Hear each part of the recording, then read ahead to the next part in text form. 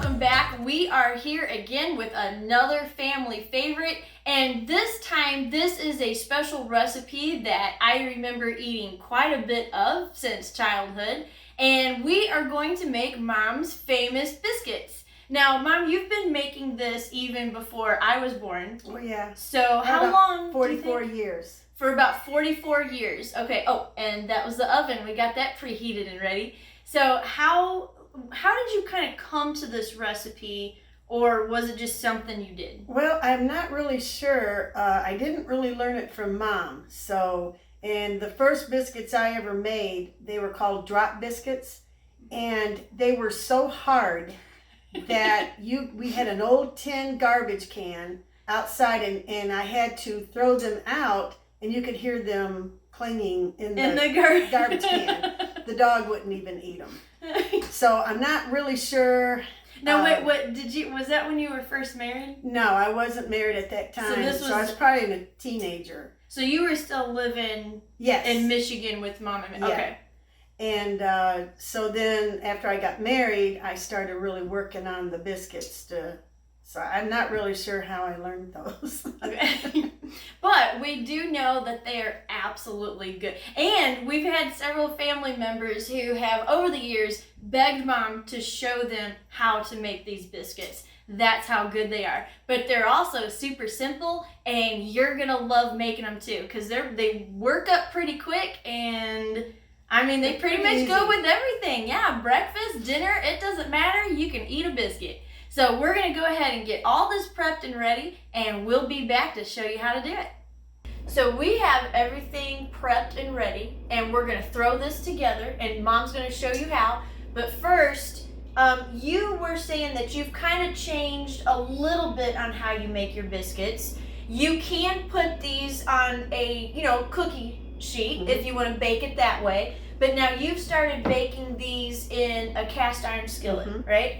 And so you just take a little bit of this Crisco, Maybe a little more than and a little bit more, and you just wipe the entire inside of the pan with this before you put in your biscuits. Yes. Okay. And now while I do this, Mom is going to take over for us. Now you can also use Crisco oil or regular oil. It's just whatever you prefer. And these biscuits, look on YouTube. There's all kinds of biscuits on YouTube, how to make them. And, it's just whatever your family likes. I've tried all different kinds of ways, and I just seem to be going back to this way. This is the way I've always done it for years. Now we're going to first add, now this is all-purpose flour. You can skip another step by buying the self-rising flour. So this is all-purpose flour. And that's also unbleached all-purpose flour, right? Okay. Now, to make it the self-rising flour, you're going to use, to 2 cups of flour, you're going to use 3 teaspoons of baking soda and 1 teaspoon of salt. So you add that in. Okay, now you're going to stir that all in there. Now, I've always been told that you make a well. I could never figure out, why do you make a well? So I, for years, tried to figure it out. So you're going to use a 1/4 cup of Crisco oil, all vegetable oil.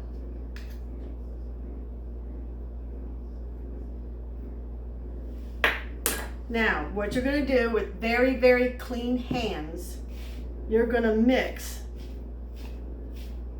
the Crisco into the flour.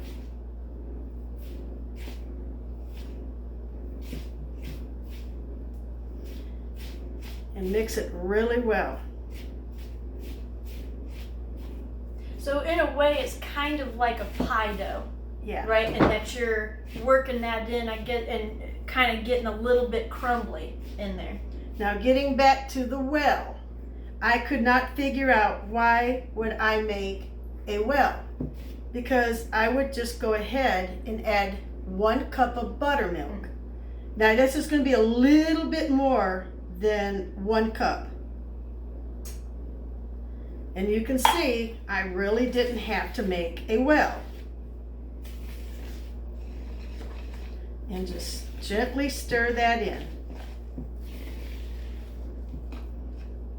And you want it kind of moist. You don't want it real dry.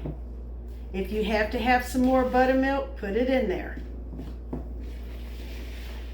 But biscuits can be a little intimidating, but just keep making them. I started This to say might be a little bit. your first batch, you know, because the first batch I ever made, you know, it was okay. But I've slowly gotten better every time I've made them. So don't be thrown off if your first couple of batches don't turn out exactly as you want them to taste or even look. Because practice makes perfect, and you will be very happy you kept going. So as you can see, I did not make a well, and that just always puzzled me through the years. So last year I was watching some YouTube, and I was watching people film their grandmothers from the Appalachian Mountains making biscuits. And I kept watching and watching. It was so interesting. And the one technique I saw that was different was when they put their flour in, they made a well. And they actually did not incorporate the lard into the dough like I just did. So what they did, they put their lard in and the buttermilk all together. And I thought, oh my gosh, I think they made a mistake. I think they must have forgot. But then they started working around this flour, and the flour started, everything started coming together, and it made this beautiful dough. And they actually would take their hands and they would make the biscuits with their hands. I have done this technique because it was so interesting to me. So, but and they come out good. All the biscuits pretty much come out good. I called my cousin that was older than me, and my grandmother, when I was older, she became very ill and she had Parkinson's disease.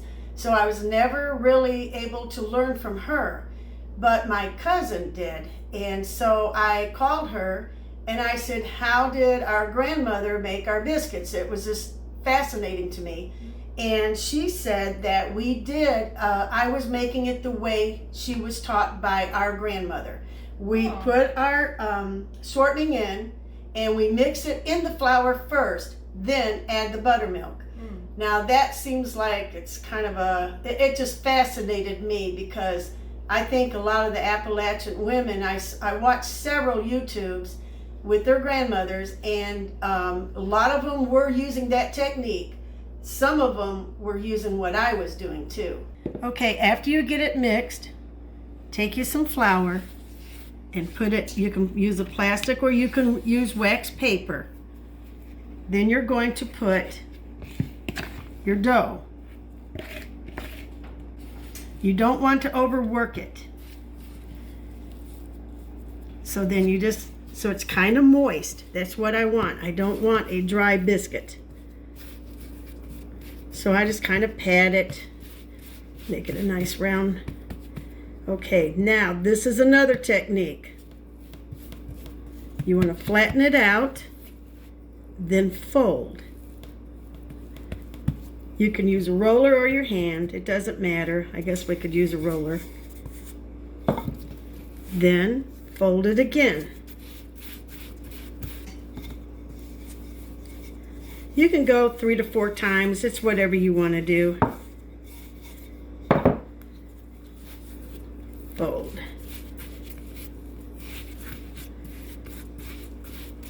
Let's do it one more time. And what's the reason behind that? This makes it real flaky and layers.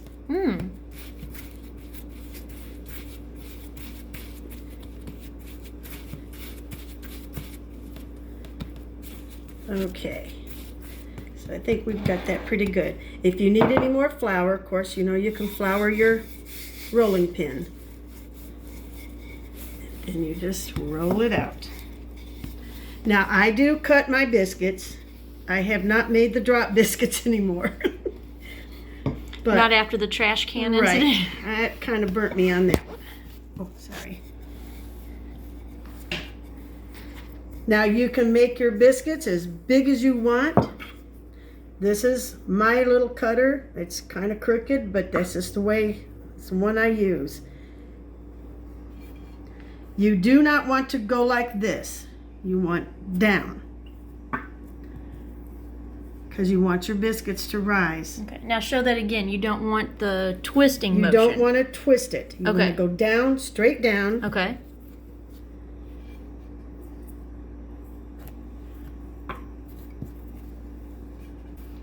Now you can, some people make very large biscuits. We've made little tiny biscuits and took them to church, put a little ham on it, and for a church function, people really like that. You can put sausage on them. I talked to a lady one time that told me she puts onion on them. I have not tried that. I personally like fried potatoes on it. And of course, you know, jelly and butter and is good too. I could also see making these, if you make them smaller, you could do, like if you have a tea. Yes. Like a little tea party. Biscuits. That would be really cute. Especially with some jam and marmalade.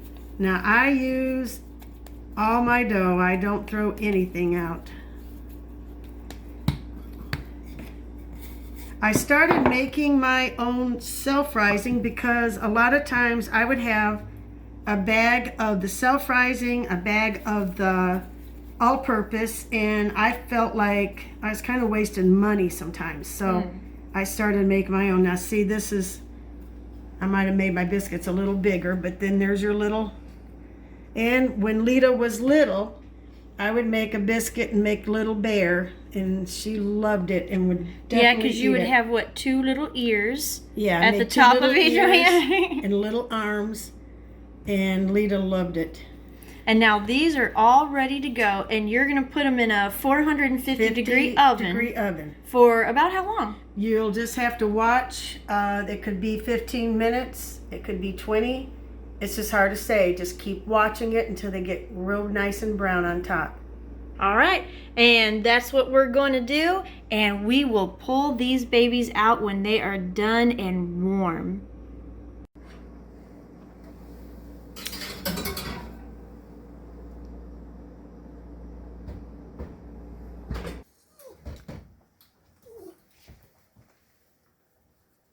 Those look beautiful.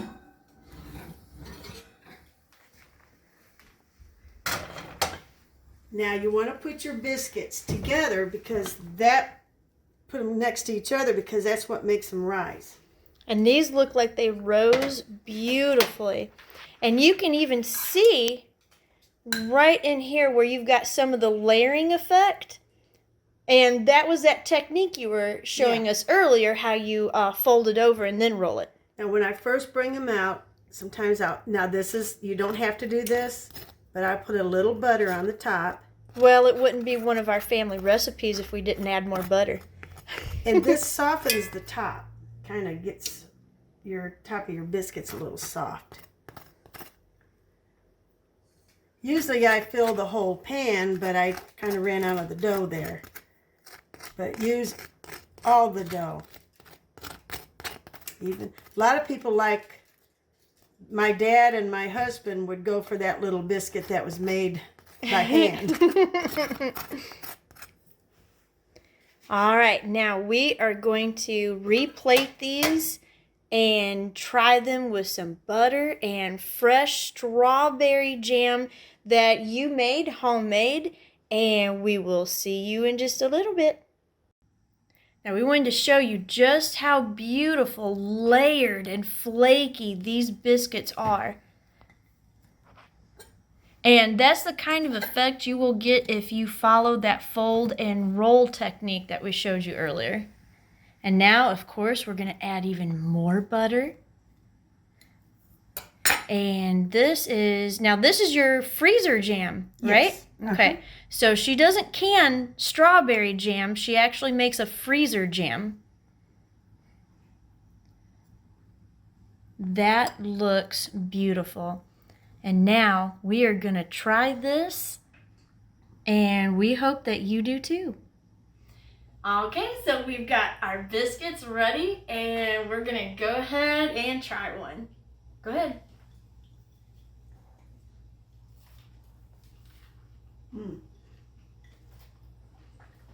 Mm. That's There's nothing like a nice hot biscuit coming out of the oven. I know, especially with that melted butter and that jam. Oh my gosh, this is a biscuit that anybody would love to eat.